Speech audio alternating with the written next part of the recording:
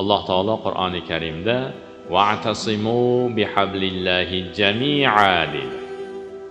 Allohning o'sha arqoniga siz hammangiz bir bo'lgan holda mahkam ushlang, jips bo'ling deyapti.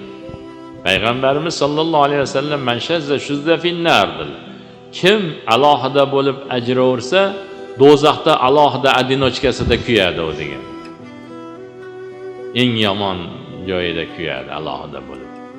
Demak, siz bilan biz jipslashaverishimiz kerak birov-birovimiz bilan. Bo'lib ham kimga? O'sha boshliqlarimizga jipslashimiz kerak.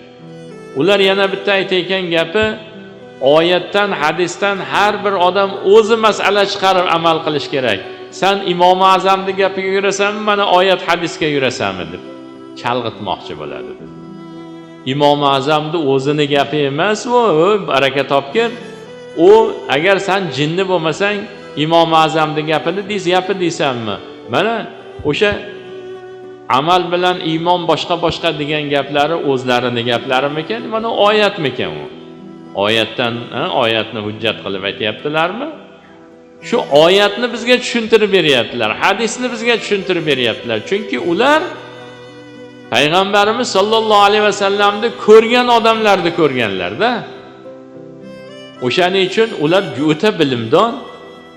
Biz aytamiz, Imom Buxoriyning hadislari eng sahih hadis deb qo'yamiz, eng sahih hadis kitob. U qaysi kitoblarga nisbatan? O'zlaridan keyin kelayotgan, o'zlarining davrlarida va keyin kelayotgan kitoblarga nisbatan eng sahihda. Lekin u sahobalarni bilgan hadislariga nisbatan yoki tobiinlarni bilgan hadislariga nisbatan, Imom Azamlarni bilgan hadislariga nisbatan bu sahih deyilmaydi uni. Bular sahih emas deganlari Imom Azamning nazdida sahih bo'laveradi. Chunki bularga hadis o eng kamida 17 ta odam orqali yetib kelyapti aksarisi. 17 ta roviy bor. Falonchidan falonchi rivoyat qildi, undan u deb borib 17, 18-si payg'ambarimizdan rivoyat qildi deb keltirilyapti. Bo'lmasam u 20 ta, 25 ta bo'lib ketadi. Ular mana hadisni zaif deyishlik uchun o'sha mana roviylarning ichida salgina gapdan chalg'iydigani yo yolg'on gapirib qo'yaydigani aralashib qolsa, o'sha roviy tufaylidan bu hadisda zaif deydi ular. Lekin ana Imom Azamlargacha yetib kelgan, u hadisni rivoyat qilgan bitta odam rivoyat qilyapti, sahoba. Yoki ikkita odam, bitta sahoba, bitta tobiindan yetib kelyapti. Tobiinning kattalari sahobadan rivoyat qilyapti, u kishidan Imom Azam eshityapti. Juda ko'p bo'lsa 3 tadan o'tib kelyapti. Mana shunaqangi ular umuman yolg'on gapirmaydigan odamlar, chunki payg'ambarimiz sollallohu alayhi vasallam odamlarni eng yaxshilari degan odamlar ular. Sahobalar uni otib yorsangiz, so'yib yorsangiz payg'ambarga xiyonat qilmaydigan odamlar. Ana shulardan rivoyat qilgan hadis sahihroq bo'ladimi? Yoki 17 ta odam, yoki 18 ta yo 20 ta, 25 ta odam aralashib rivoyat qilib kelgan hadis sahihroq bo'ladi. O'shani yaxshi tushunaylik. Mana bu Imom Buxoriyda bor deb qo'yadi. Va baraka topgir, Imom Buxoriyda bo'lgani bilan uni Imom Azam uni olmagan, u kishi zaif degan mana bu hadisda olgan desa, zaif hadisda olgan ekan deydi. Yo'q, ularda zaif emas, u sahih bo'lgan ularda. Bularni zaif deyishligi mana roviylarda bitta bundayrog'i aralashib qolgan uchun u zaif deyapti u. Desangiz tushungisi kelmaydi. Demak, bular nima deyapti? Mana shular yo'lni, mana Toshkentni maqsadimiz Toshkentga borish bo'lsa, Toshkentga chiroylik asfalt yo'lni qilib qo'yildi. Shuni masalan Imom Azam qilib qo'ydilar mana. O'sha maqsadimiz jannatga olib boradigan yo'lni tuzib asfalt qilib qo'ydi. U Toshkentga boradigan yo'lga o'xshagan. Tog'ini teshib, daryosiga ko'prikni qilib, qum joylariga tuproq to'kib, tosh to'kib, ustiga asfalt qilib, tekis qilib 140-150 ga bosib ketaveradigan, bir pasda Toshkentga borib oladigan qilib qo'ydilar, Ular nima deyapti? Yo'q deydi. Ularning texnikasi zo'r. U texnika nima? Ilmda.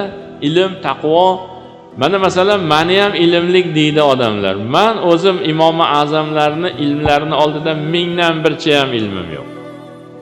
Men o'zim shuni aniq sizlarga aytaman. Mingdan bircha ham. Ana Imom Azamni yo'liga yurmayman, o'zim Qur'ondan, hadisdan o'zim yo'l tuzaman degan, meni mingdan birimcha ham ilmi yo'q. G'irtda qonni yorsangiz alib chiqmaydi, lekin men o'zim ijtihod qilyapman deydi. Qayerdan ijtihod qilyapsan? Sen olim bo'lib ketdingmi desam bittasiga Qo'qonda 1 yilcha bo'ldi ko'rmaganimga. 1 yil ichida shunday zo'r bo'lib ketdingmi, olim bo'lib ketdingmi desam, yo'q, deydi.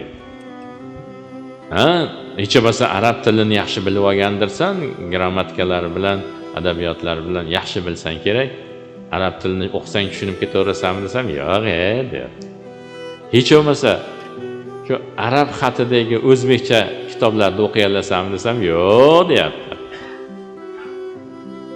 Nimadanchi ijtihod qilyapsan bo'lmasam desam, shu Alovuddin Mansabni qilib qo'ygan Qur'onni tarjima qilib qo'ygan tarjimasidan qilyapman deydi. Qarang, mujtahid Imom Azamga o'zini tenglashtirib, u ham ijtihod qilgan bo'lsa, men ham ijtihod qilyapman, deyapti-da. Menni mingdan birimcha ham ilmi yo'q uni.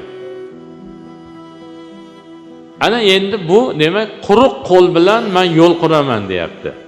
O'zim yo'l qurib boraman o'sha Toshkentga, deyapti. Masalan, boshqa yog'ini qo'ying, shu toqqa borganda tog'ni teshaman deb qolsa, ketmoni ham yo'q hatto.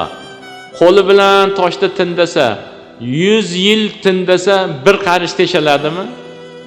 Umuman teshalmaydi. Tinnag'ini o'zi yo'g'ib ketadi, go'sht chiqib ketadiki, bitta toshini ham ko'chira olmaydi hali. Ana shu bilan shu yerda qolib ketadi, u 100 ga kirsa ham. U maqsadga yetib bora olmaydi. Demak, bu odamni jinni deyishdan boshqa nariyog'iga o'tib bo'lmaydi-da. Tayyor yo'ldan yurmasdan, men o'zim quraman deb, mana shu yerda nimasiga botib, axlatiga botib qolib ketadigan odamni jinni desa bo'ladi, xolosda. O'zi bilmaydi, bilgandi gapiga yurmaydi-da.